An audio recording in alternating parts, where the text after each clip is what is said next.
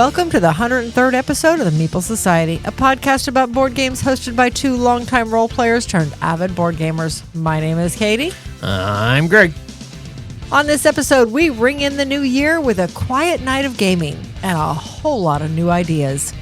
We talk about some of our recent gameplays, and then we finish up with a visit to the North Pole to help Santa Claus get ready for Christmas. But first, It's a new year, and we have new ideas. What better time to start it is with the second podcast of the year. This is the first podcast of the year.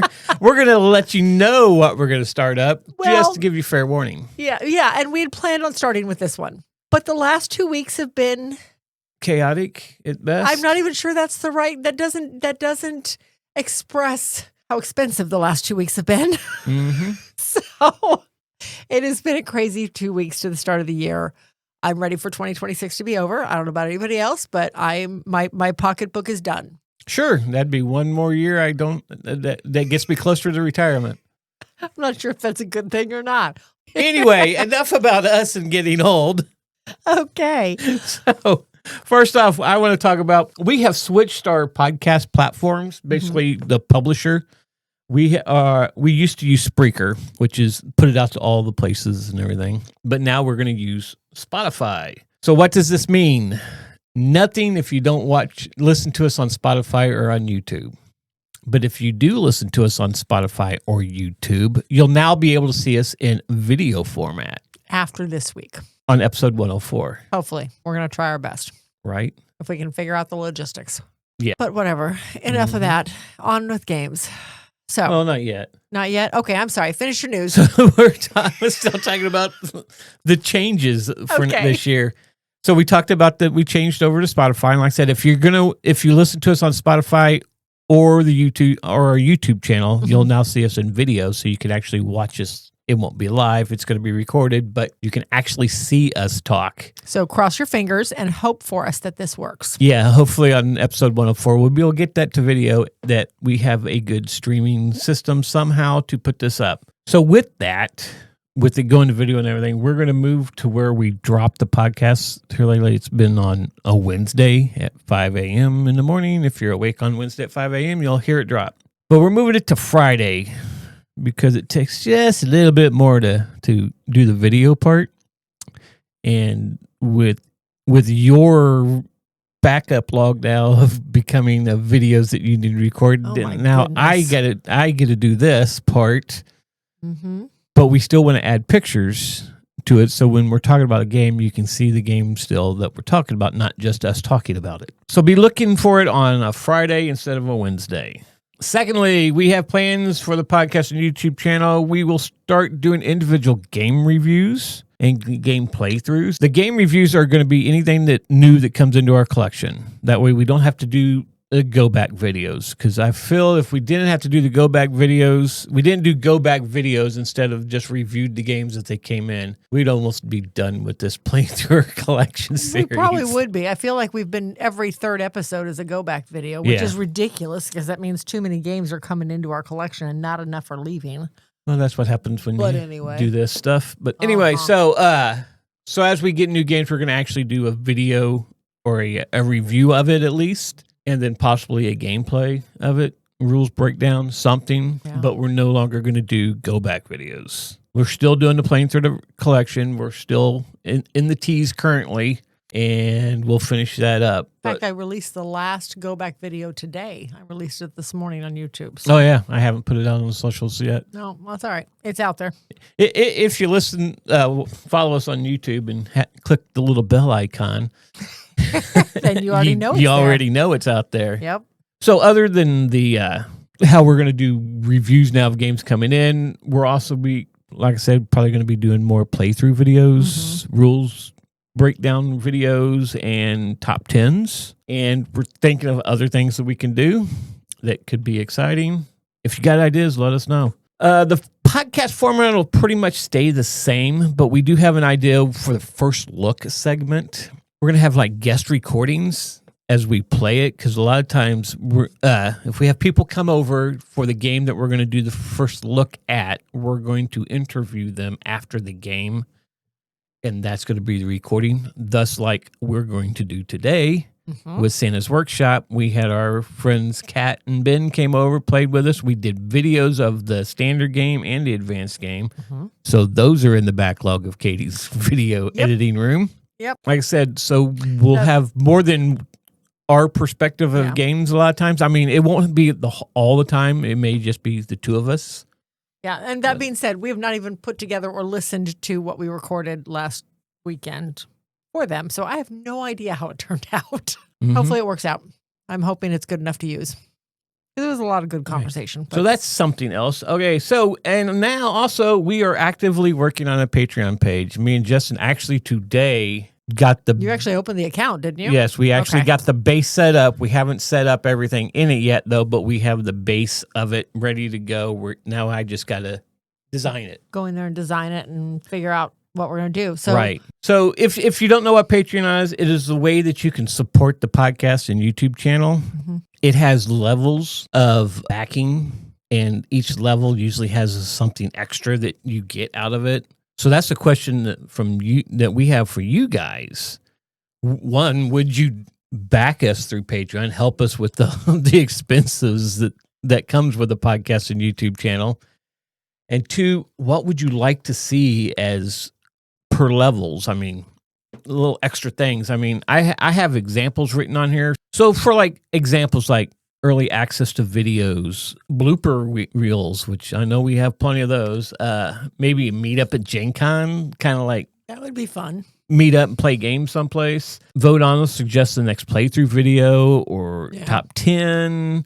If you do a top 10, maybe you send in your top 10 list of it, and we read it as we do the top 10. That would be fun. We just need your input. So please comment on this episode, especially on YouTube. You can do it there, or you can email it to us if you have any ideas, or go to any of our social media. You can DM us that way too.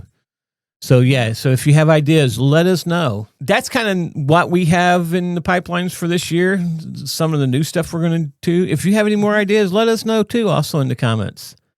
But now I want to talk about the games we played, our last games of 2025. And we had a quiet New Year's this year because you actually started getting sick right around Christmas time. I got sick the day after Christmas.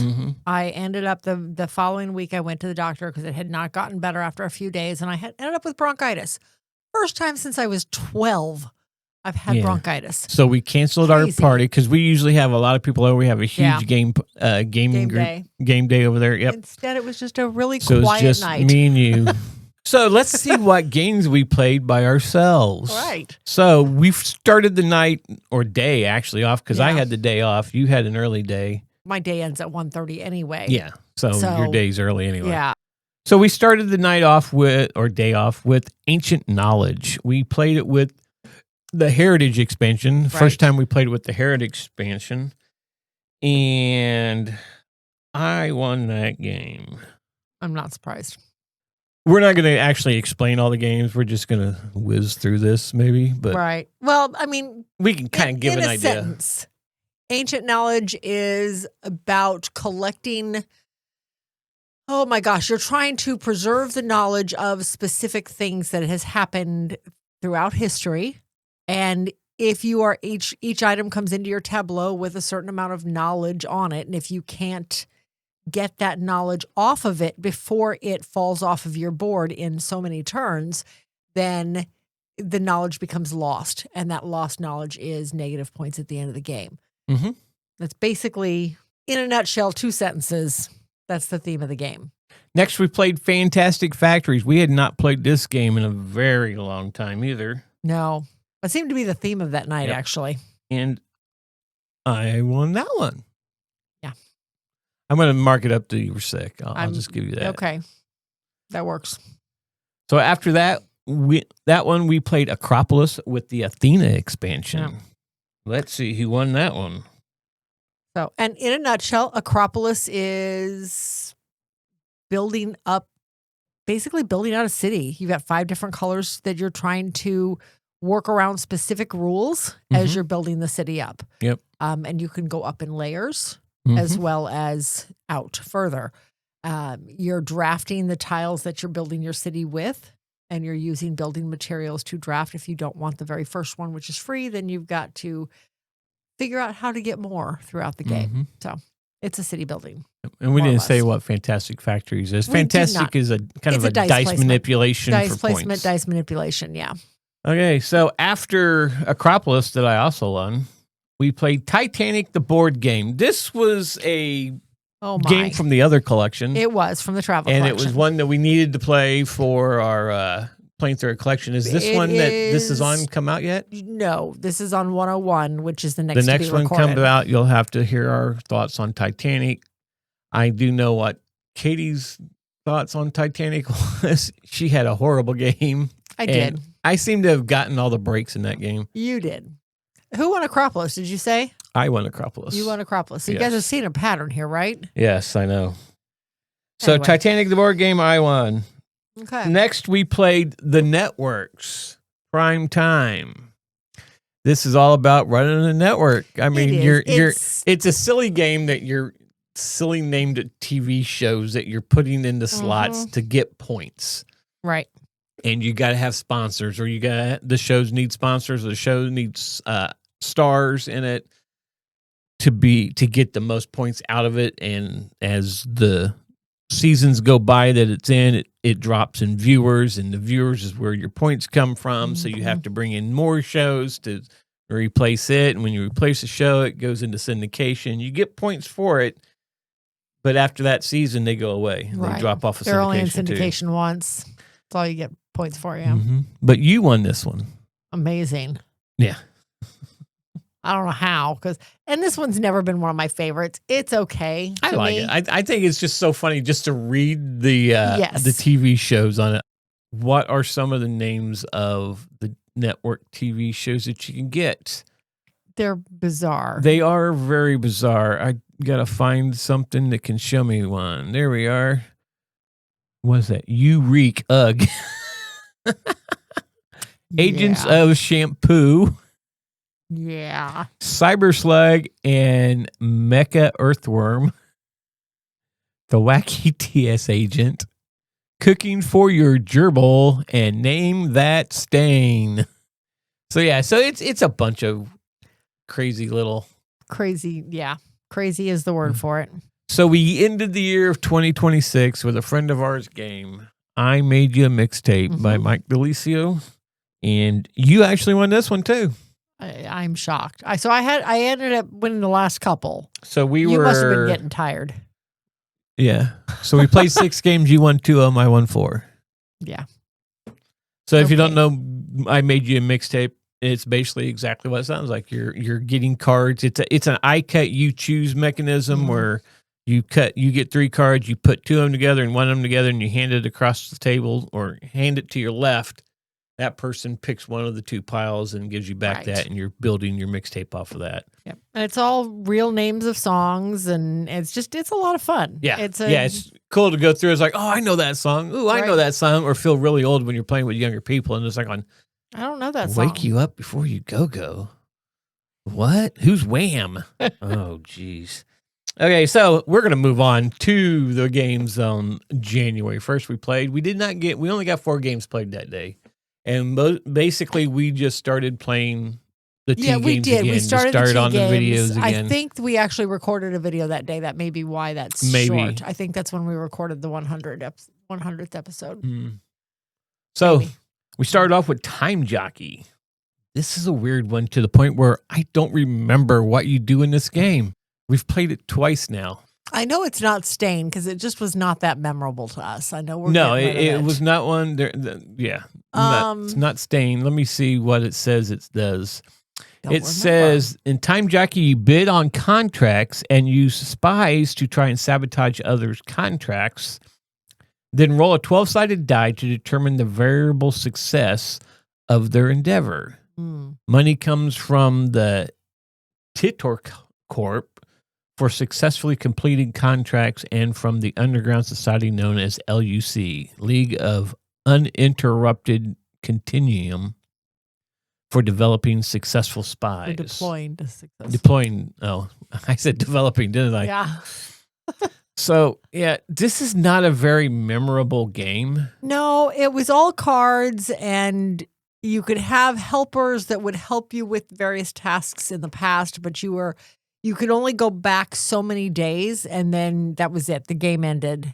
Because if you went back any further, you automatically lost because you developed severe brain damage or something. I don't remember what the thing was. But the goal was you were going back in history to take video recordings or to steal stuff from history to bring back to the present to sell for money. Well, I'm sure in the next video when we record this video that game is in, we'll I'm gonna talk about it more. Yeah. Oh, yeah, for sure.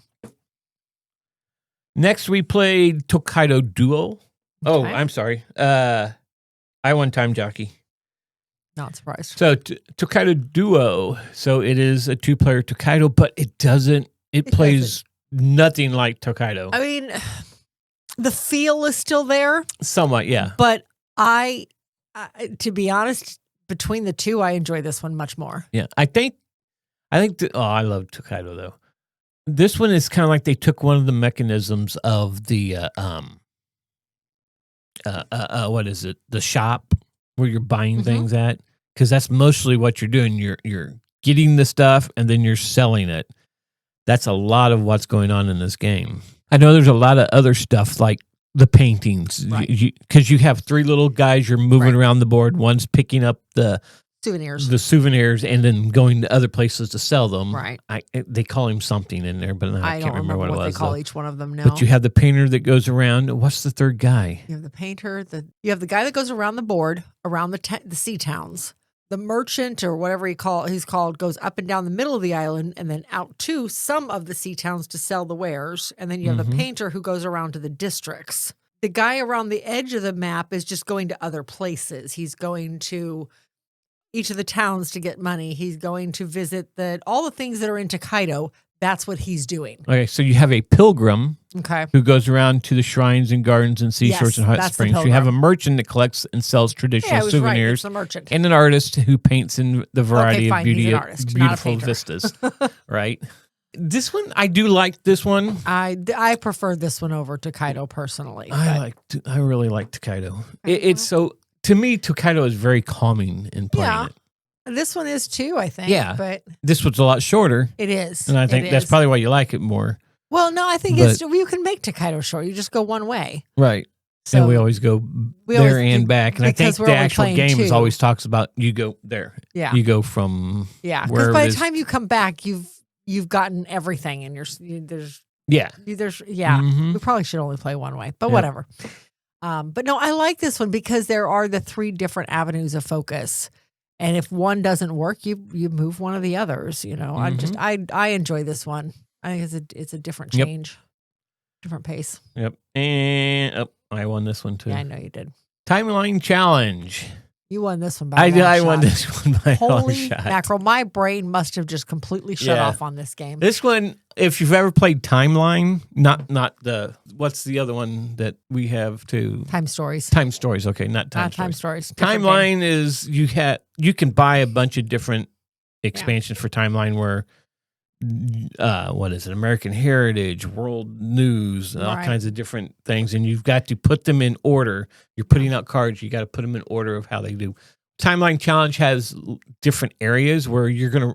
Is it you roll the dice, or it's how far somebody moves, something like that. It's based on where somebody moves on their turn, but I don't remember what precipitates the movement. If it's dice rolling or something else. I think it's on your score. It may be. If I'm not mistaken. But yeah, you move, and depending on where you land on this track determines which challenge you're doing. Yeah. And it could be put the 4 cards in numeric order. It could be determine the date this happened. The year, and the whole time you have what is it 1 through 4? You have numbers, and you have a little dashboard. And you're figuring out which number goes first and second and third, and then all at once everybody flips and sees who's correct, and we get the right answer. Yeah, and then that's right, and then you move based on that, and whoever's in the lead, I think that's what triggers the next. And some challenge. of them you're actually placing a card in a timeline that's already there, and you got to figure out whether it's before this or after that. Yeah. I really like liked this one. it, I love the yeah. fact it can play like 8 players. Mhm. So therefore, yeah, it's a good group game that isn't Uno. So the last Yeah. game, I'm sorry, yeah, we already determined Yeah, I won yeah, this. you So won the this last one by a long game shot. we played was a kids game called Tiger Stripes. This was cute, actually. It was okay. I mean, yeah, it's a kids game. Yeah. And I gotta get into a kid's frame of mind when I play these, and that sometimes that's hard after a long day's work or something, and you're just You were not yeah. working this day, but whatever. I was not working this day. I know, and I got into this game. And I you won this won. game. I know. But how do you play it? It's a card draw. That's right. There's a deck of cards, and you draw cards, and you can that determines. There's various things the cards determine. Place a specific piece on your tiger. When you fill your tiger in, you win the game.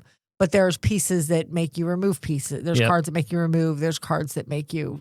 I think there's a couple different decks you can pull from. It's not just one single deck. That would take all strategy out of anything. There was a bunch of different. I think it was like 3 different decks. Yeah, I think so. Something like that. I thought it was cute. Anyway, the ultimate goal is to fill in your tiger, but you're also at the same time you're searching for jewels. You're trying, because that's ultimately the end game points. I think the end was triggered when one tiger was completely filled with stripes. I enjoyed the game. It was kind of cool. It's 2 to 4 players, ages 5 and up. Yeah. But yeah, I didn't have a problem with this. I Normally, thought a for a lot of kids kids game, it games was like cute. this, I kind of like going, oh, can we get through this? Can we get through this? Yeah, but it was actually a cute But one. this one was a cute one. So that's the games we played at the end of 2025 and the first day of 2026. Let us know what you guys have been playing, what your last games were. And we'll move on to games that we've recently played. Mm-hmm. I will let you go first. Okay. Well, last night I got an opportunity to go out to Ladies' Night, which was much needed. I hadn't planned on going because of the furnace issues, but I went ahead and went because I had promised one of the girls there I would be there to play Mystic Vale. She wanted to play Mystic Vale, and I thought there were only 3 of us signed up. Well, surprise. I had not checked the spreadsheet lately because there were 6 of us. So we got a chance to play that with some of the expansions that make playing 6-player much easier. So she collects it like we do, or we did. All of our expansions are very old, but she did have the Conclave expansion, which allowed us to play 6-player at a little bit faster pace. That means that it was still a 2.5-hour game. Mystic Vale is kind of deck building, but not really, because your deck never grows. It's always 20 cards. Mm-hmm. It's more of a card crafting game, and that is technically what it's considered as card crafting. If you start the game with a deck, about half of the cards have either fertile soil on it or they have soiled land on it. I want to say they're called cursed lands. Yeah, cursed lands. The cursed lands come with 1 mana and 1 spoilage marker.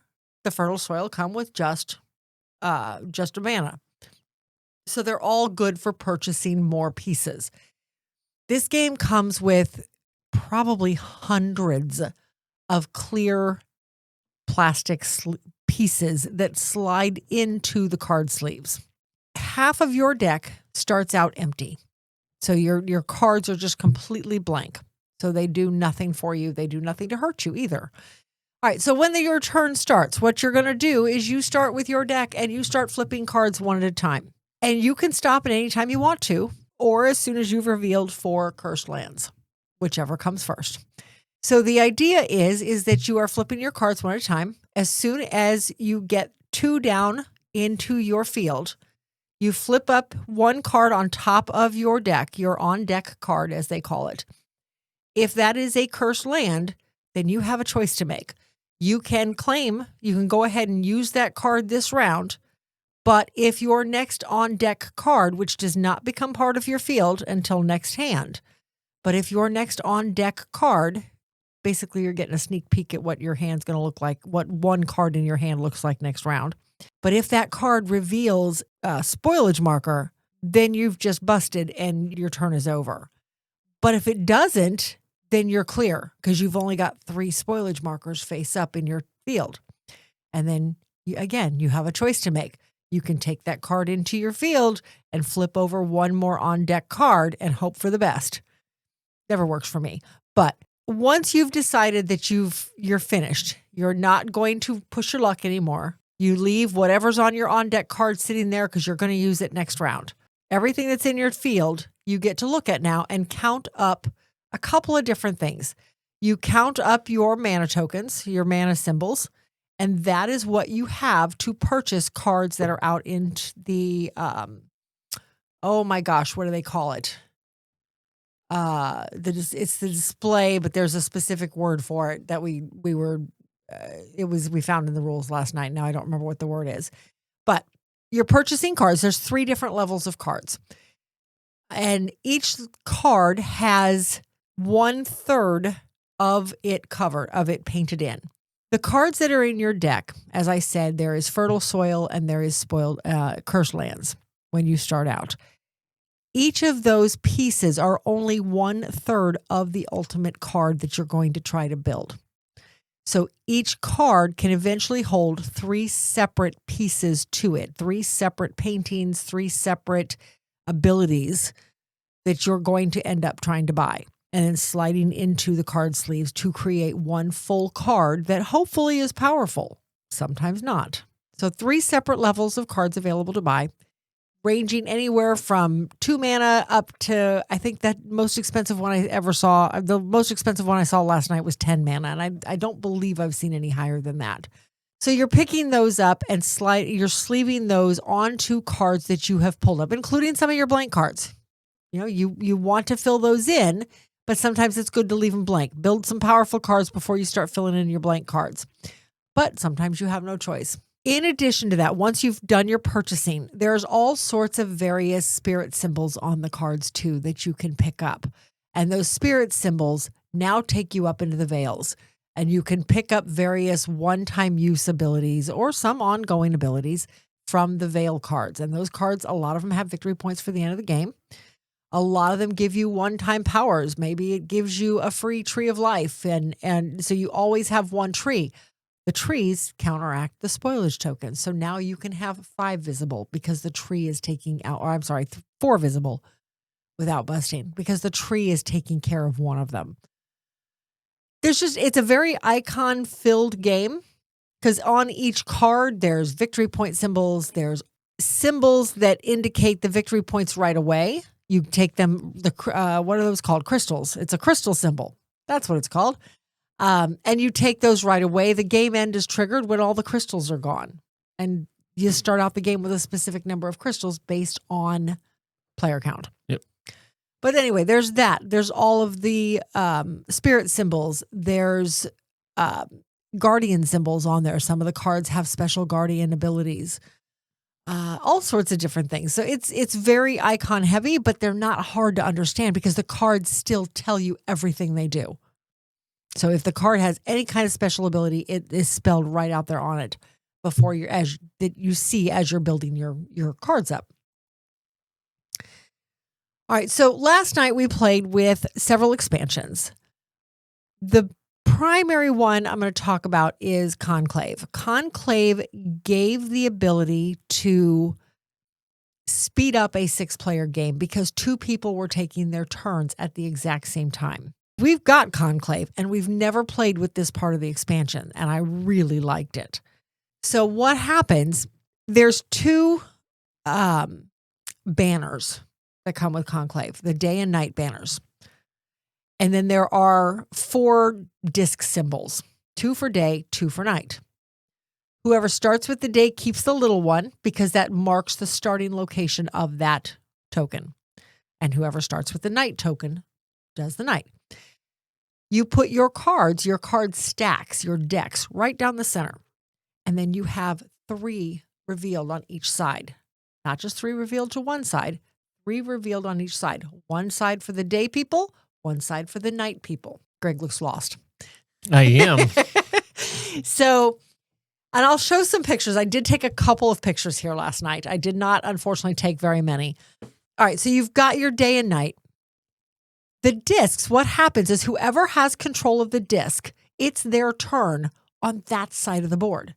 So if I have the day disc in front of me, it's just got handed to me, the previous players are done, As soon as I have the day disc and whoever is opposite me has the night disc, we can now take our turns. And I'm looking at only the cards on the day side. I don't have access to the cards on the night side. I can't even look at those, although I kept trying. I have access to the cards on the day side. So I'm picking everything I can do can only be done on the day side. Meanwhile, Michelle, who was opposite me, only had access to the cards on the flip side of the table. She only had access to the nighttime cards.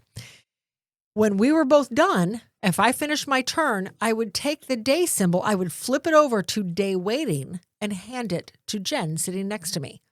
And she would wait until Michelle was done and handed it over to, it was Kristen across from me. But when she was done, she would flip the night symbol over to night waiting and hand it to Michelle. And as soon as Michelle and Jen both had those waiting symbols, they'd flip them over and take their turns. Jen on the day side, Michelle on the night side. And then it would continue that way. So as the game progressed, 2 people were taking their turns at the exact same time. So would she give you the person that just had the night one, give the night one to you now? No, it went to the person next to her. And then when Michelle was done that's with what it, I meant. So it would go around the table. Both of them went around. So the next time, like I didn't know if it just went turn, back and forth, no, if everything just evolved. It did. It just or evolved. Revolved, so I should say. On one turn, I would have access to the day symbol. 3 turns later, when I got the night one, now I had access to the night side. And then the night would go around and the day would come back to me, and then I'd have access to the day. So I was going every 3 turns. It was really, really interesting. Yeah, maybe we break this out with Justin and Jackie, and we could actually win the game because Justin always wins this game. He always wins this game, and I lost last night. Sarah completely stomped us. The highest score was 101, and the lowest was 19. Yeah, I had like 33 or something like that. Yeah. It was bad. Yeah. This is what they call card crafting. Yes. And John DeClaire is the one who came up with that. Yeah, I never. And this is a John DeClaire game. Oh my gosh, I am so bad. Okay, let's back up. Mystic Vale, and I'm actually looking at Conclave here. So Conclave came out in 2018. Okay, Mystic Vale came out in 2016, whereas Conclave, the expansion that provided this option, came out in 2018. Plays 2 to 4 players. Conclave makes it 2 to 6. Designed by John DeClaire. He designed both of them. Art, oh my goodness gracious. There's a whole bunch of artists listed on this one. Each expansion has a bunch of artists listed. I will list them. I'm not going to try to, because there's like 10 of them up there. Anyway, it says 45 minutes. Conclave makes it 45 to 60, ages 14 and up. Like I said, last night, it took us 2.5 hours, but we had 6 players, 3 of whom had never played before. But yeah, I still love this game. That's why when she mentioned playing it, I definitely wanted to play it. Yep. So I went. Yep. But and we've actually met John DeClaire. We have. At the time, you did not know it was John DeClaire. I did. I just kept quiet because you were teaching him Planet Unknown. Yeah. I'm and glad you did, also one of the execs from Alderac from AEG was the other player there. Yeah. I can't remember his name. It was John something. Yeah, it was John something. I can't remember what his full name was though. But I still cannot. So you taught him the game, and I'm like, after the words, I was like, "Do you know who that was?" And I told you, and you're like, "What?" Yeah. Nope. I'm glad you didn't tell me. Mm-hmm. Yeah, you would like. I'd have been stumbling over my words trying to teach it to him. And not that it's any big deal. He's a normal person. Mm-hmm. But I'd have been been rattled. I'd have been knowing that a designer and a publisher is sitting there at a table and you're teaching a game designed by somebody else and published by somebody else. Yeah. Which, they were trying to figure it out and we offered to teach them and they asked us to sit down and play. So, yeah. And at the time, it was one of my favorite games. It still is. I love that game. So, But anyway, that is Mystic Vale and Conclave. And I definitely want to try it again, maybe with 4 players with the day and night. I think that would be fun. Mm-hmm. So, anyway. Okay. So, because you were at Ladies' Night, this is when I usually can get to play solo games. Mm-hmm. I got one played last night. I'm never going to play solo. Why do they make solo? Well, you were never gone. Yes. If I was going to if I wanted to play a game, you were there to play the game with. I didn't need to play a solo game. But now once a month, you're gone, and I can sit down and play a solo game. And this time I played Forges of Ravenshire. This is in both of our top 10s best games of all time. Yes. But I got to play it solo this time. Mm-hmm. And right off the bat, it did not really feel any different.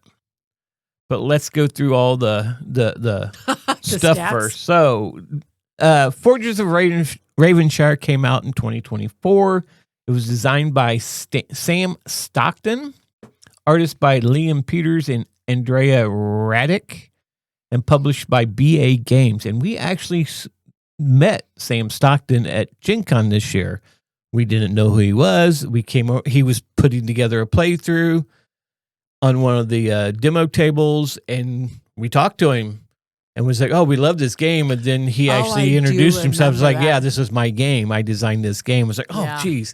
Yeah, we seriously thought about going and getting the game, going back home, getting the game, and bringing it up the next day. Yeah, but after that day, we never saw him again. No. So, but yeah, really nice guy.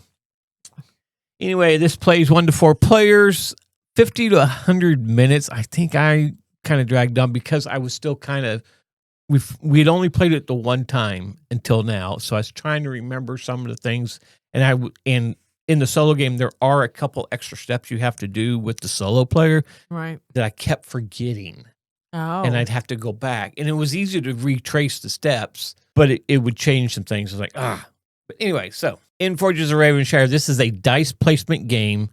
You start off with 3 dice. There is a variant that you can have an assistant.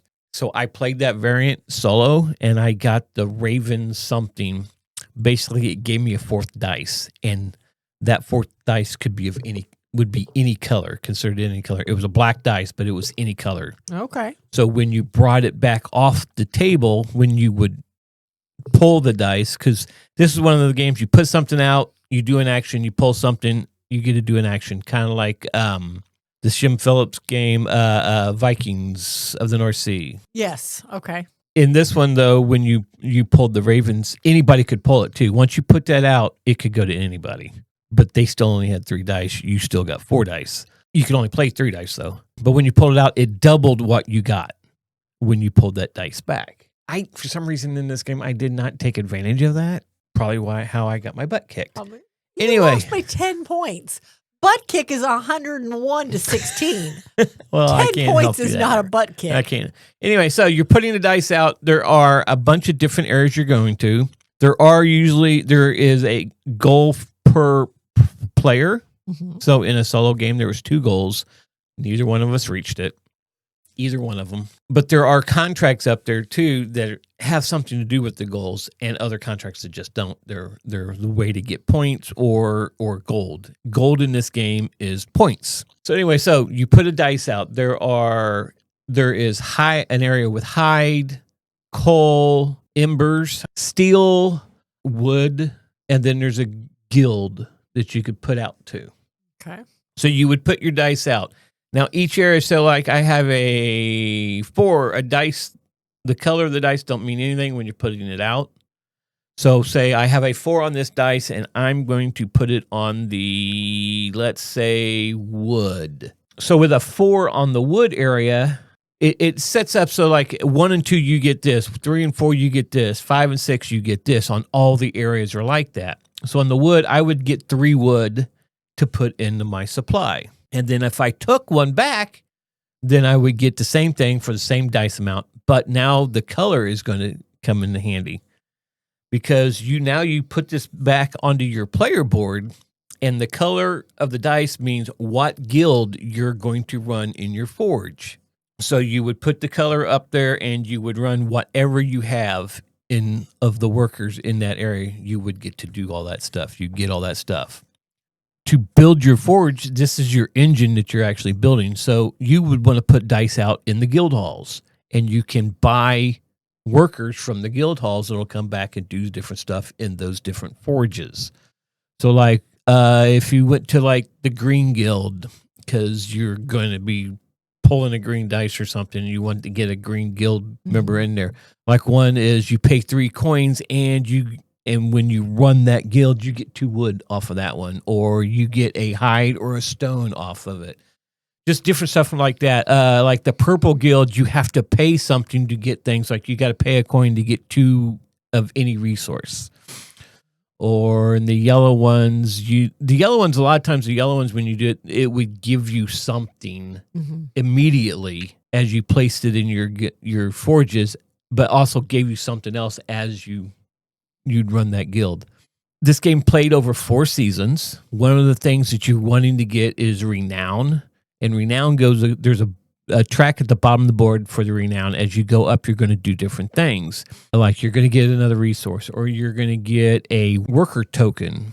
I'll tell you what the worker tokens do here in just a second. Then there's these stars on there, like a 1-star, 2-star, 3-star. That depends on the contract. So if you're past the 2-star, now you can work on 1-star and 2-star contracts. Then there's a 3-star on there as well with the 3-star contracts. The 3-star contracts are the most lucrative ones. You're going to get the most money out of, which is more points. There are different types of, I think they called it magical items. Like there was dragon scales and dragon teeth. And there was, I can't remember the other magical item that you get. But some of those you needed to put finishes. Because what you're building armor or swords or shields, or I should say weapons, not swords.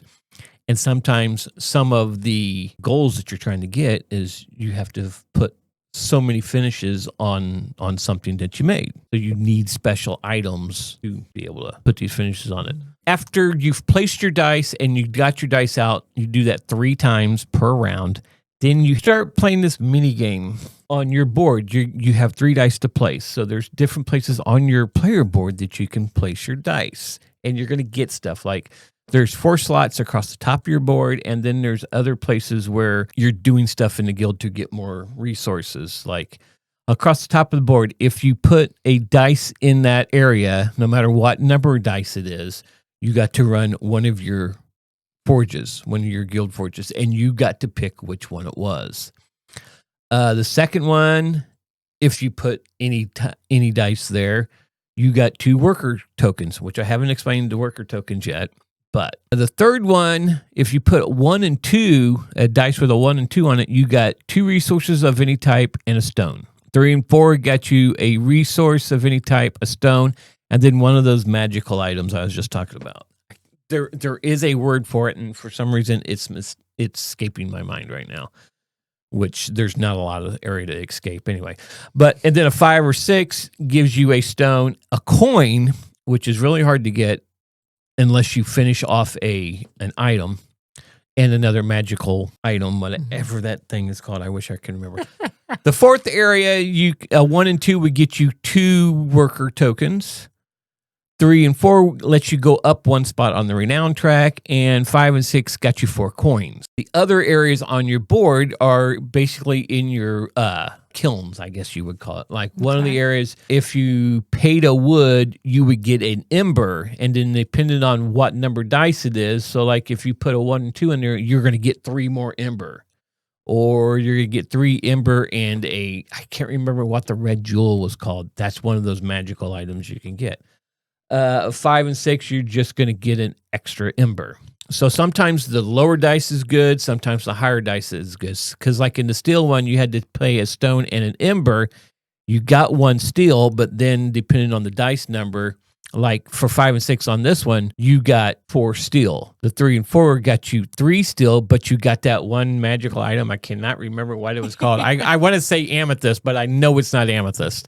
And then a 1 and 2 got you 3. I was going to say amethyst or purple. One of the other things you can do is upgrade. You can upgrade these for 2 worker tokens and a coin. You got to upgrade these areas. There's also spots on your forges that you can upgrade to. It usually took a worker token and a coin and allowed you another spot. There's 2 spots you could take off to add onto your forges to make your forges even more.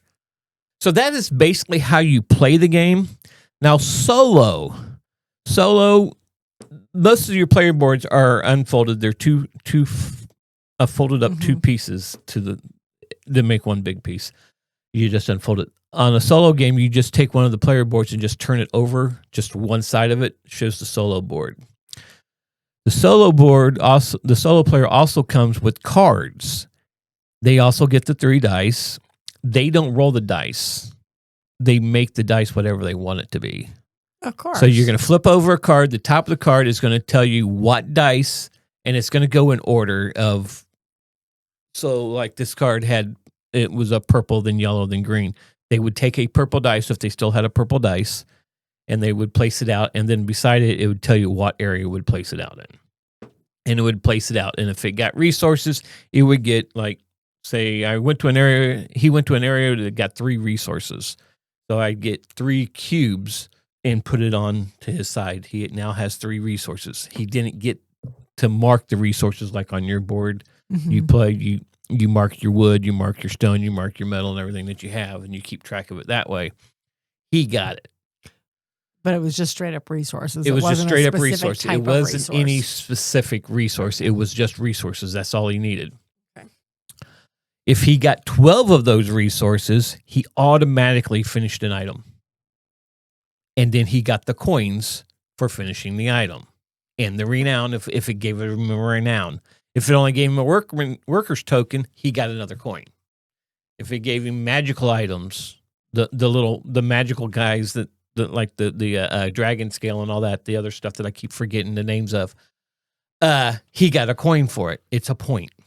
Okay. And like I said, coins are all points.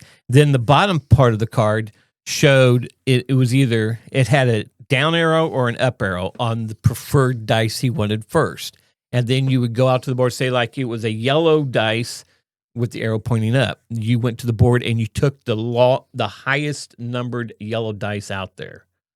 Okay. And he got that. And he got to run that guild. So what he would get, he wouldn't, if he got a guild member, he didn't get the special stuff off it. You put it on your board and you turn it over. And then his guilds actually say what he gets. Like the yellow got him resources. So however many of those guild members he got that many resources. And so on, and one was coins, and one was coins and resources. So you just played through the game like that. And so you were fighting for the contracts, basically what they are, building the stuff. Because he had to watch where he was going because he's building up this pile of resources. And every time he got 12, everything stopped. He got one of those off of there as long as his renown was high enough. So if he only had a renown of 1, it was always right there. It was also, he had 3 cards in front of him that had a weapon, a shield, and what was the other thing? Weapon, shield, and armor. And it would tell you what order those were supposed to go in, and whatever the first card was the thing he would go after first. So if weapons was the first thing he would go after, if that was not, first you looked at the goal cards. Okay. If something had to do with a weapon, say like you need to build 5 of these weapons, well, that card would be his primary card. That would be the first card. And if the other 2 didn't do anything, you just kind of set them down there. But that would tell him what was primary. If there wasn't a weapon card, then he would take one of those cards. If that wasn't there, then he would take the 3rd card. So it was a little more to keep track of by yourself, but it didn't really change the game much for me. I still really like the game. I think it's probably still going to be in the top 10. I think it was actually my top 5 last year. And this is the one, too, I thought was going to knock off Terraforming Mars for you too, because I had not heard it yet, and I'm like, uh-oh. Well, and it might have had it not been for the fact we only got to play it once. Well, maybe we need to get this back out so you can play it again. So it might. It can knock off Terraforming Mars for you. I don't know. I've played that a lot this year, so we'll see. We'll see. But yeah, that is Forges of Ravenshire. I got to play it solo. It was a lot of fun. I do want to get this back to the table with you and play it, and I would be interested to see how this plays up to 4 players. Oh, I would too. I think this would be a good one. Because I think the areas would change on the dice a lot more. Yeah. So, okay.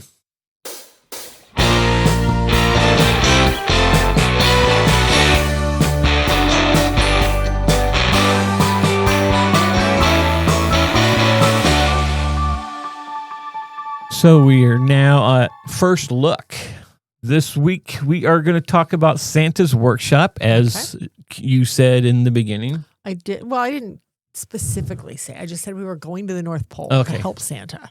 So Santa's Workshop, we finally got. It's been a journey with this game. It has, actually, yes. We backed this June of 24, so a year and a half ago.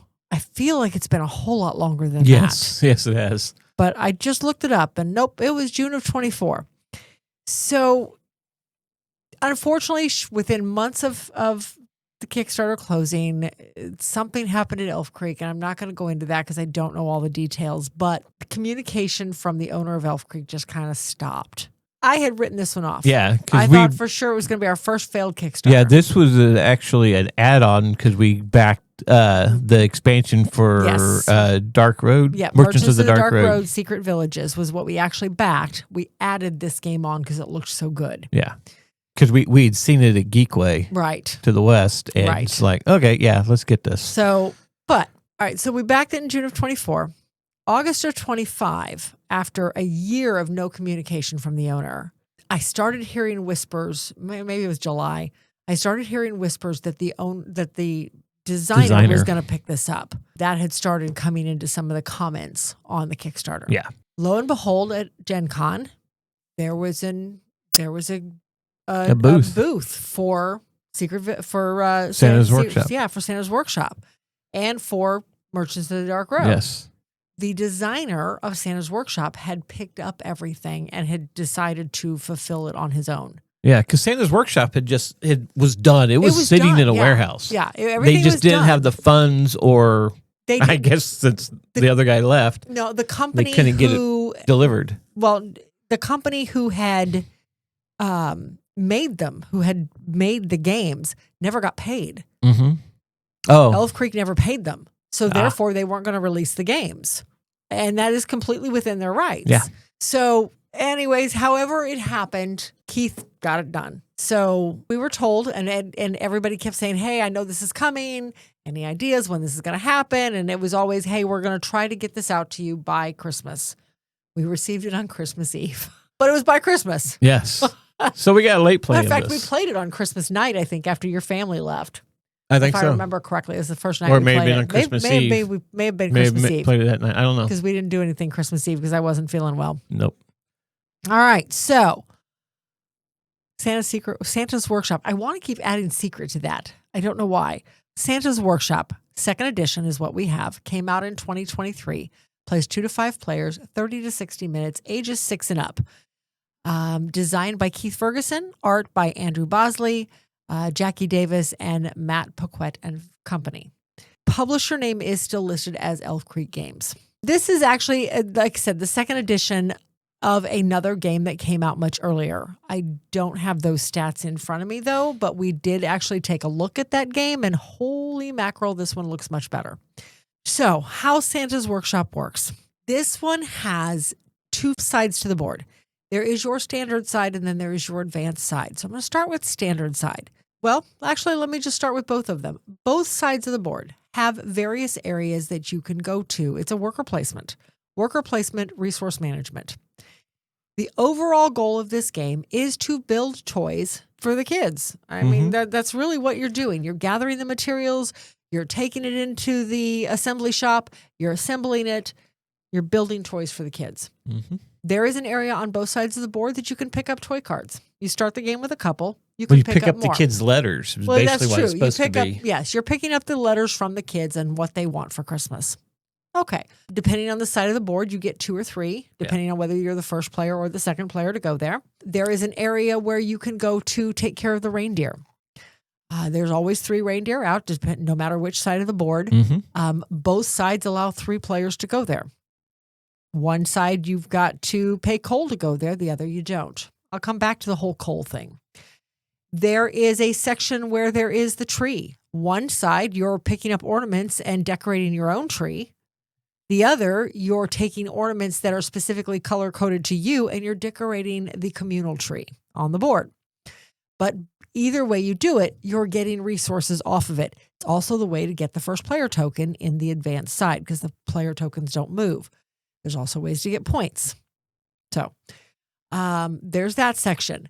Then there are sections where you can collect your materials. There's a way to collect your fabric, your wood, and your steel, your metal. All three of those, now depending on the side of the board, they play differently. On the standard side, all three resource collection sections, as well as the assembly section, work the same way. The first person to go there gets 2 tokens, and then that's it. You go there, you get 2 tokens. The second player to go to that area gets 3 tokens, but they're getting help from the person who went there before them. So the person who went there before them is getting a victory point for helping them get an extra token. Even though they probably didn't want to help them, but they have to. They're elves, you know? The third person to go there gets 4 tokens. But again, the first 2 people who went there before him are each getting victory points. Same with the fifth. 5 tokens, everybody before him gets victory points. That's on the standard side of the board and for all 4 types of tokens. Now, on the advanced side of the board, a little different. The fabric, wood, and metal, only 2 people can go here now, not 4. You're not getting victory points for helping other players. You can pay coal for getting 2 of them, or you can pay 2 coal and get 3. There's also training tokens. There are training setups at each location where you can take a training token and train your elves to be better at that specific material. So if your elf is trained for collecting steel, next time you go and you pay 1 coal to get 2 steel, you actually get 3. On the standard side of the board, any leftover material goes into what we ended up terming the giving tree. Yeah. You put the excess material up there, and then again, it's a worker placement spot. If you need just a couple of something, maybe you need 2 assembly tokens and a couple of fabric, but you don't have the number of elves you need to get this done. But oh my gosh, they're sitting there under the tree. You can go to the giving tree and take anything you can use, but anything you can't use goes right back to the giving tree. If you can't place them on your toy letters immediately, you can't keep them. You cannot store materials. On the flip side of the board, there is no giving tree, but there's a couple other ways to use your materials, or you just simply don't collect them if you get excess. But on the flip side is the coal mines. The coal mines are essentially the currency in the game. The first person to go there gets an extra victory point. Everybody else can still go. They can still fill up their coal carts. They just don't get the victory point. You start out with the ability of holding 6 coal on your player board. You can eventually upgrade to hold 12. The player boards, in addition to having slots for training tokens, because you can train each elf up to twice. Now you start with 3 elves, and you can train each one of them twice. In addition to that, you can upgrade your player board. Now, the coal cart, if you pay some extra wood, you can remove one of the blocks on your coal cart and now hold 9 coal. You pay more wood, now up to 4 pieces of wood, you can remove the second block and now you can hold your maximum of 12. For steel, the upgrades help you in collecting coal. Well, every time you collect the coal, you get victory points if you have paid steel to make those upgrades. And then the fabric goes to make extra blankets for the reindeer. If you have 1 blanket made, then you get a discount of 1 coal every time you go to help a reindeer. If you have 2 blankets made, you get a discount of 2 coal every time you go to the reindeer stables. And then again, the upgrades too, as you're finishing them, you're getting victory points at the end of the game if you make complete upgrades. If you've gotten both blankets made, both sets of, I'm not even sure what the steel is supposed to represent. It's just metal. Yeah, or metal, yeah. As the game progresses, the standard side plays in six quote unquote days. The advanced side plays in 9. Every 3 days, Santa does an inspection. He comes out to see how everybody is progressing on their toy production. And you get cheer points for every toy you've completed and every bulb you've put on the tree, whether it be the tree on your board on the standard side or the communal tree on the advanced side. You get points for those, and those points stay throughout the whole game. You get those. You get the bulb points, Yes. the tree points, the toy points. After Santa has inspected the toys, they get packed up and put in the sleigh. So you got to start all over again with new toys for the next round. But that happens every 3 days.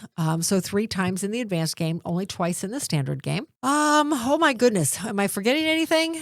I think I've covered all of the areas Have you covered could go to. the reason you're collecting reindeer? No.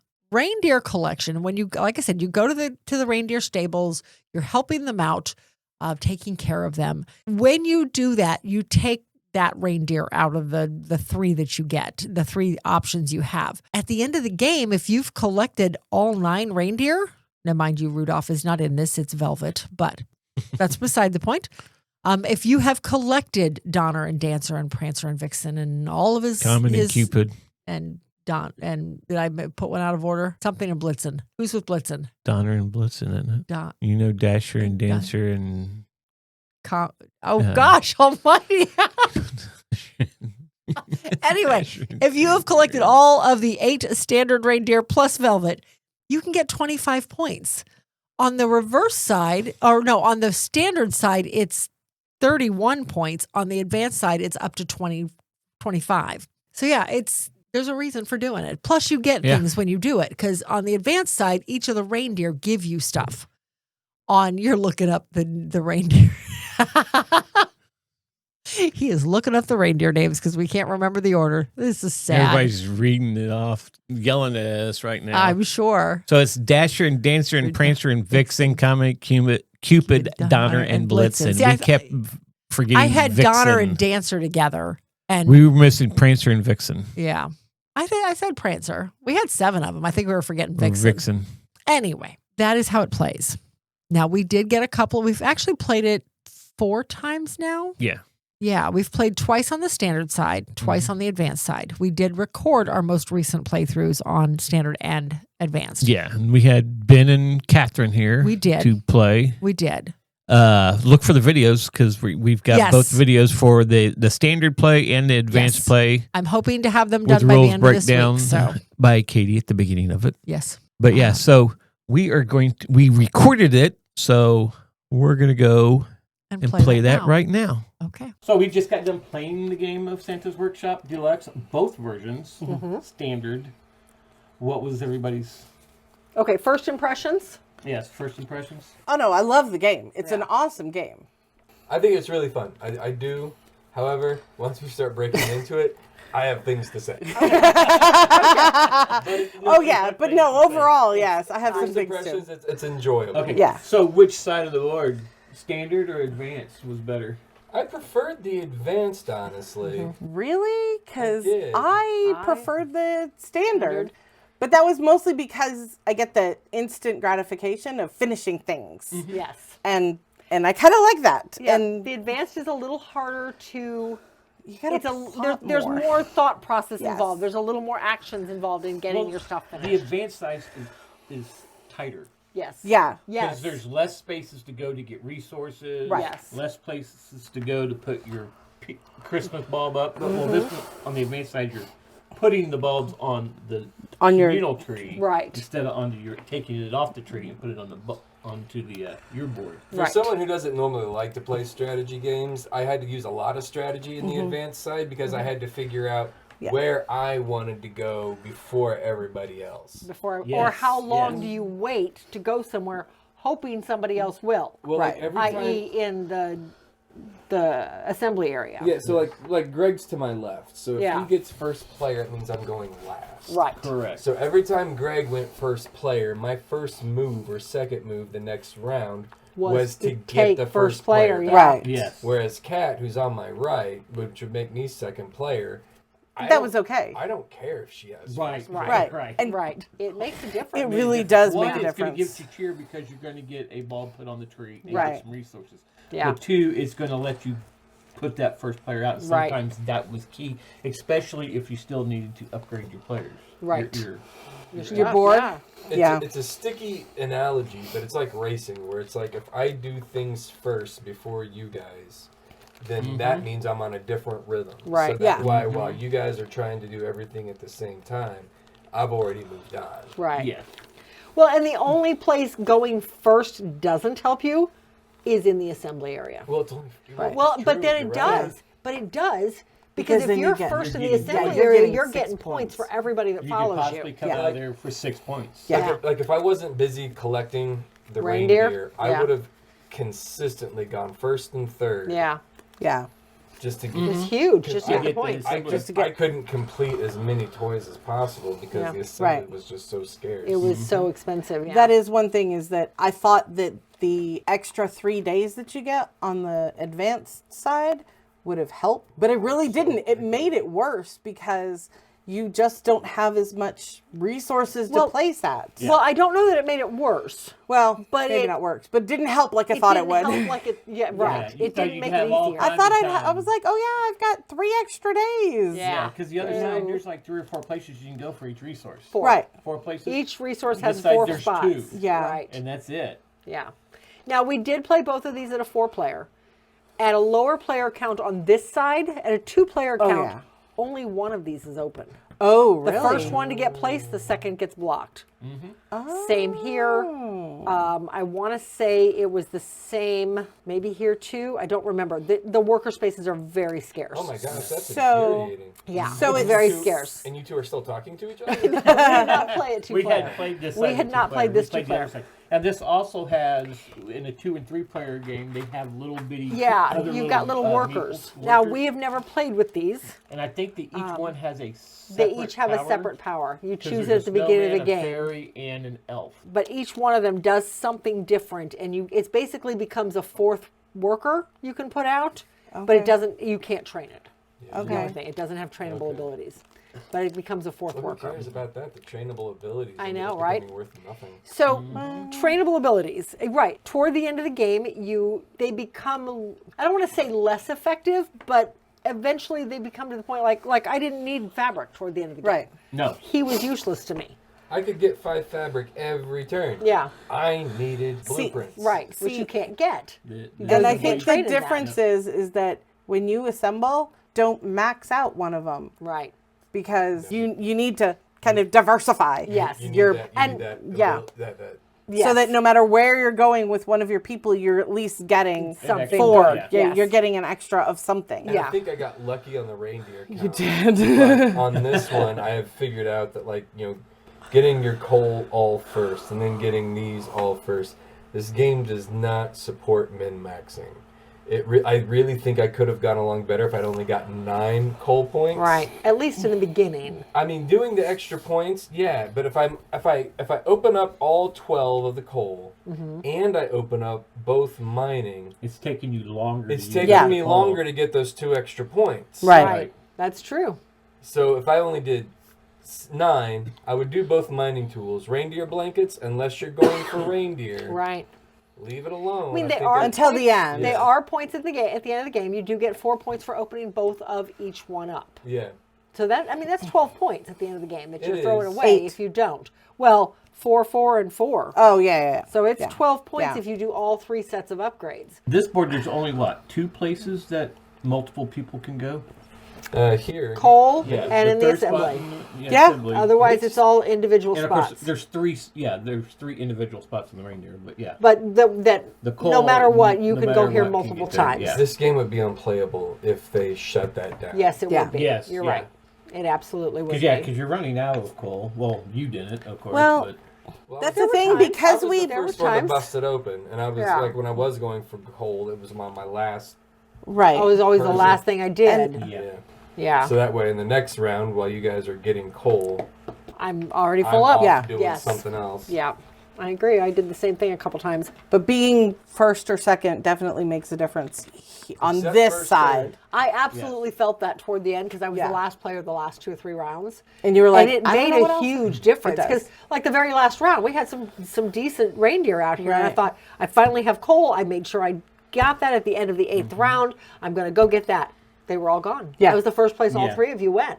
I couldn't get a reindeer in the Yeah, last round. and on the advanced side, the reindeer are a little bit less. I mean, they have some really cool powers. Yes, But and they're that's going the to big take thing. up your coal. They that do you take could up a really lot use of coal. for resources. The Right. other side, it's you're just going there, you're picking up the reindeer, and then you're going to get at least one resource out Right. of it. So that to that point, that's one thing I did like about the reindeer is that the because I blew the top off my coal and I could spend the money on it. What I was doing is instead of going over here to the workshops to get the resources, Yeah, you were going there over were that. Here. 2, That's 3, Yeah. 4. yeah, that's what I did. Yeah. And I then- did that a couple times. Yeah. So now you're getting points here and you're getting the resources for your thing. You're Now, it's getting not that as set much. collection, and you're getting it right. Yeah. Well, sometimes it was. There were times you could get 4 of one resource. Yeah. You can't get those over here Yeah. unless you're trained in it. And like I said, the reindeer are different from one side to the other. Yes. Yeah, they increase in value as you go on in the game. advanced side, yeah, they get Yeah. heavier. And like, what was it? Is it Donner? Whichever one it was that in the A series of them, it gave you 1 point for every belt Blitzen. you put out. I think it was Blitzen. Okay. Yeah. And then in the I got B's, one it for was 2 2 points. points, And and the then- C's, it was 3 points. Right. I kind of don't like the fact that I understand why they have you clean it off because there's an exact number for the Right. number of rounds, but I didn't like the fact that it cleaned it off Yeah. because Yeah, then because you're there like still went under. I was like, well, I wish I could have gotten there. to get that exactly. one. Yeah. It's like there was no way I could get that, but Yeah. I can see both ways on yeah. that. You would have to dedicate if everything played out correctly. There's 9 days. You'd have to get 9 reindeer. You'd have to get 1 reindeer a day, Yeah. and hope that it came out. That the ones Yeah, you different needed ones. came you out. needed. Yeah, Yeah. all the ones you needed. And was that after only every gets day. you 25 points. Yeah. Yeah, on this side. The other It's- side, it's 31. Yeah. points. Yeah. Yeah. This Well, other the points other can thing be is reduced. that because your reindeer have stuff on them, you're technically getting more points Yeah. because Mm-hmm. you're getting getting resources, you're getting extra points from the reindeer. You Right. can get anything. So- There was one card that I got where it had the blueprints on the reindeer. There's Yeah. only one that I saw. Yeah. Yeah. Yes, I think there was. And I do like on this side, on the standard side, the mailroom, which is what I call it, never rotated. And we only used it once. You used it. I used it. to but it was- get rid of everything. it And was- put out 6 new ones. It was necessary though. Everything was Yeah. worth like a million. We were not getting to that point considering Yeah. how many Yeah, days 'cause we on had the standard left. side, they just sat there. Right. So But I think we were Comet taking them gives more you- off. We on were. the standard Yeah. I feel like side. on the standard side they were going much faster. well, they were because we had more ways to get resources. More ways to get resources. It wasn't costing us coal to do anything. Right. And I still prefer this side though. Yeah. With, This even is with the more coal strategic. cost, this is a much. Yeah, it's I'm more okay. of the a gamer. gamers game Yes. side. Yes. So that okay, fine. So I'm I not a think that- gamer. I think that was it though. Because you're right. And I couldn't put it in better words. Where like this one felt like there was more ways to win. There was Yeah. more win Yeah, conditions absolutely. Yes. on the gamery side. Yeah. Yeah. Whereas on the standard side, It was. there's only a couple ways to win, but there is enough. But like the resources were plenty. Yeah. You know, it's Right. like you always had something. Like at one point, I have stuff just stacked up in front of me, going like, "What do I do?" There's Yeah. a game mechanic where all your leftovers go Go in. into- Yeah, on the Yeah. standard To side. It's the like- donation I mean, bins. Yeah. So it's like there's only like 2 or 3 ways to win, but there's Yep. enough resources in order Yeah. for you to keep spamming that button. Right. Yeah. Mhm. Artwork. What do we think? I think it it's looks standard. cute. I think I think it's beautiful. Yeah. Yeah. It's Yeah. now we do have the deluxe game. Yeah. Yeah. And so the you have the bits upgraded. are components. gorgeous. Yes. Components were really cool. Yes. Now, in the standard game, because of course, every time you order the deluxe, especially on Kickstarter, you get all the basic Oh, components fun too. tokens. Yeah. Yeah. So I've got a ton of cardboard. I don't even think I punched them. They might actually be underneath the insert in here. Oh no, they're not underneath the insert because that insert's just that. I might have just So- tossed them actually. Humorously enough, Yeah. on either side, we finished 21 That's funny. Toys. toys. Both sides. Both sides, That's even crazy. though this one seemed to go much faster in Yeah. producing the toys. Standard side. We I did think the I built same. more on the other side than this side. We did. I You did. did. Yes. I did. We did the same amount of toys. 21 toys. That's funny. But how much did we waste? How much many did we toys did we waste? I had yeah. both games. I didn't have. I any only had toys one to toy build. left. Okay. I I had only had one toy left. I had 2, Last game Okay. I didn't have but any. the last game I had I don't think I had any. Yeah. But this one, but the deluxe side or the... You know what? I take it back. This says, yeah, it's very, the artwork, I apologize, going back a couple seconds. The artwork is very festive. It's very Yeah, I like it. Christmassy. Yeah. Yeah, it gives you that Christmas vibe. Yeah. And the theme, I think. I fits think real the well. theme plays really well. Yeah. with Like it. Ben said, you can make it out to be a, what was it you called it? You can Ben? retheme You it can as- reskin it as what? Oh, yeah. I would have called it like Stalin-era communism. But yeah. I think Santa's Workshop's I like title this, would yes. sell better. Well, Probably, yeah. I don't know. There's And people that like that kind of game. I do like the fact that the pictures match what the resources are giving. So when you're getting wood, Yeah. you're in the little wood shop with Yeah. the rocking horse and Right. Yeah, 'cause it was the and same stuff one. like And yeah, fabric, you're up and here the with fabric the doll. with the doll, The doll, and the yeah. doll clothes, yeah. No, I think Yeah. the So artwork the is gamery very fitting. side don't get the same feel for it, but yeah, it's very much resource management on that. It is. Yes. It's a nice one, though. But for a holiday themed game, Oh, it's fun. it's, I like it. How about replayability? I think this is very yeah. replayable. Oh, yeah. Honestly. Well, I feel like since it's going to be one of those games you only pull out a couple times a year.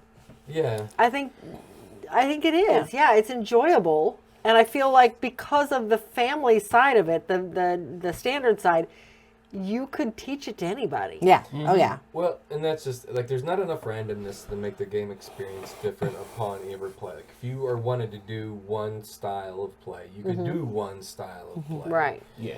But I honestly think that with like again, it's not going to be like you're not going to pull it out every month. Right. This is definitely like if you have a serious gamers in your family and you bring them over, then you can play one side. If you have a bunch of kids that Yeah. are just getting into it, like my daughter is pretty young, she would enjoy the standard. Oh, I think side. she would Yeah. love the standard size of this. And it's just complicated enough to make them to let people, you know. That and it's not gonna drive you absolutely crazy having to play the standard side. It's not like a kid game. No. But yeah, So, it's still kid It's friendly. still kid friendly. Yeah. Yes. And the rule book is simple enough. I mean, the rule book is actually very well laid out. It is And it's not very thick either. And there's two no. rule books, one for each side. Right. There's one for each That's side nice. of This that. plays out to how many? Six? Plays 5. 5? Up to 5 players. And I tend Yeah, to 2 to myself 5. on this because of the nature of whatever media this is going out onto. But here recently, Katie and I seem to be thinking with the same brain, and she's just one step ahead of me. So I didn't yell or scream or nothing. But, I mean, it was still fun. Like it's still fun enough Yeah. where you would get Right. differences out of it because Yes. of especially in the standard side, because there's so much scarcity in it.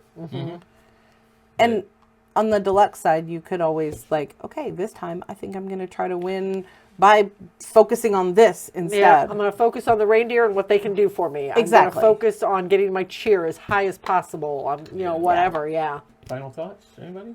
I It's like a good it. game. I think like it's, I think it's about it. If you have an ability, if you have the time, I don't know how Well- much it retails for, but I'm not sure how much it was. We Yeah. saw it on Amazon. You saw it. I do not remember what it was. on Amazon for like $30 or $40. But I But know they're that limited copies. right. because- Once they're sold out, they're going to be gone. Yeah, 'cause They're not Elk going to. I Creek don't is think no they're going to more. remake them anymore. Unless somebody else picks them up. I don't. Yeah, I And Keith don't know. Ferguson goes to another company or something Maybe. and asks for them to put it out. Put it out. Yeah. It may disappear pretty quick. So if Yeah. you can find a copy and want a copy, get it as soon as you can. Get it now. Yeah. Don't wait.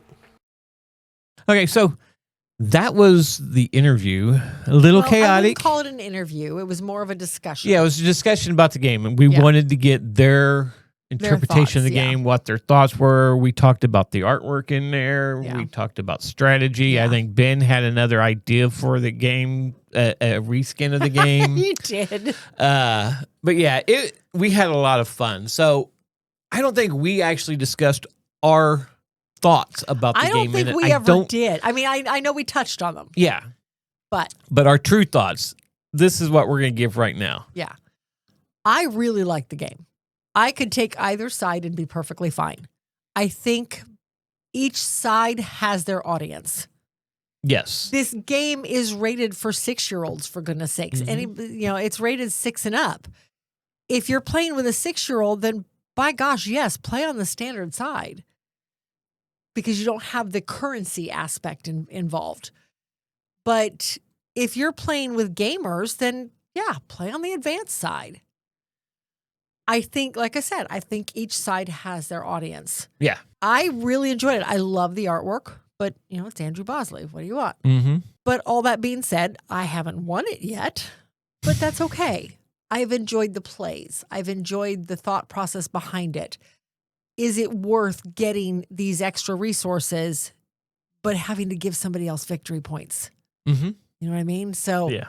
and I forgot the area I forgot to talk about. There is a difference on the advanced side. I knew there was something else. There's a difference on the advanced side in the assembly because you are giving victory points again. It's the only Yes. area you're giving victory points to other people just by going there. If you want to know exactly, just tune into the advanced side video.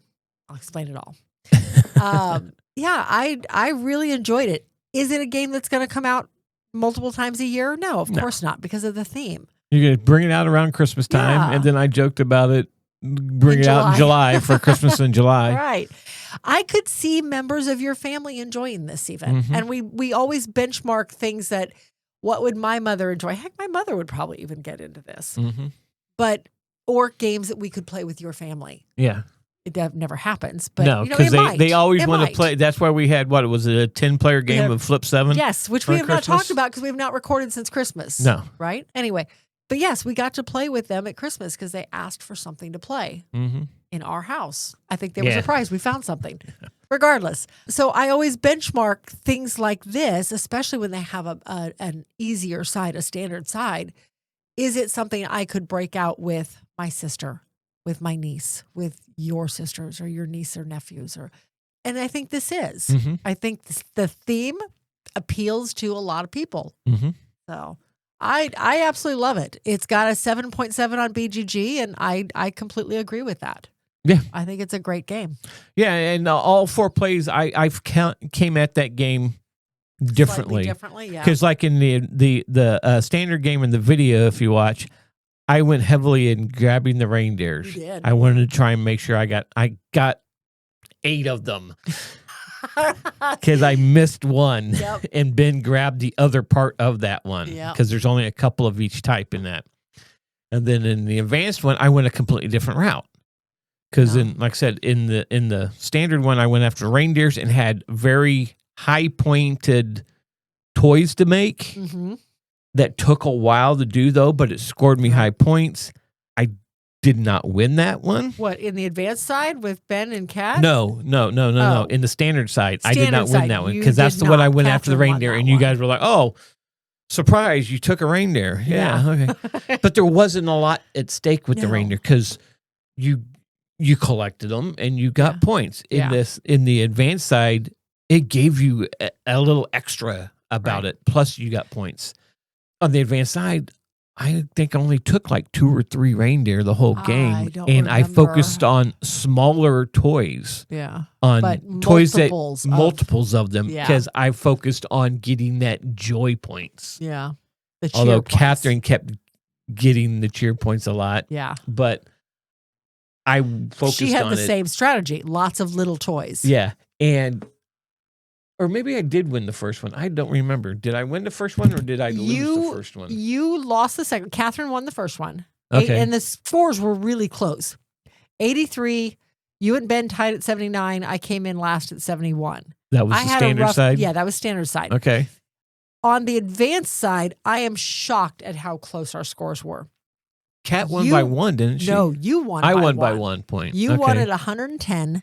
Ben had 109. Kat and I tied at 108. That's right. Okay. I mean, you can't get any closer. Yeah. On And like I these said, scores. I focused on the joy points. Yeah. Or Cheer cheer points. points. I Cheer keep saying points. joy points. Cheer points. Yeah. And getting the number of toys out and focused on getting my bulbs on the tree. Yeah. Because that's if Those are you're permanent leading, points. that's 8 points every time Yeah. Santa comes to check out everything. That's a total of 24 points throughout the game. Yeah.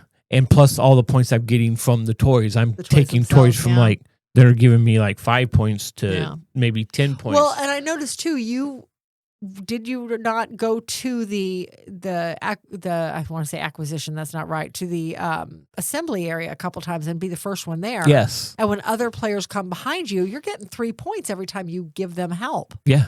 That's huge with 2 other Mhm. players. And actually, it could be more than that because the third slot is a larger slot. As many players as necessary can go there. Mm-hmm. So, yeah, it's There's points to be had on that all side. 4 times we've played this now, I've tried a different Right. Well, you've different won way, twice. so- You have won twice. I have not won this yet. I came within a point on, well, twice now. I've come within a couple points. So yes, But I do like that there's more than one way to win the game. yes. There is that. So, and we have the deluxe version, so, Yes. and those are really nice. They are very nice components pieces. there. Very nice components. Yes, I agree there. So yeah, so I would like you were saying though, I would definitely recommend this to people who want Yeah. who want to try it. Yeah.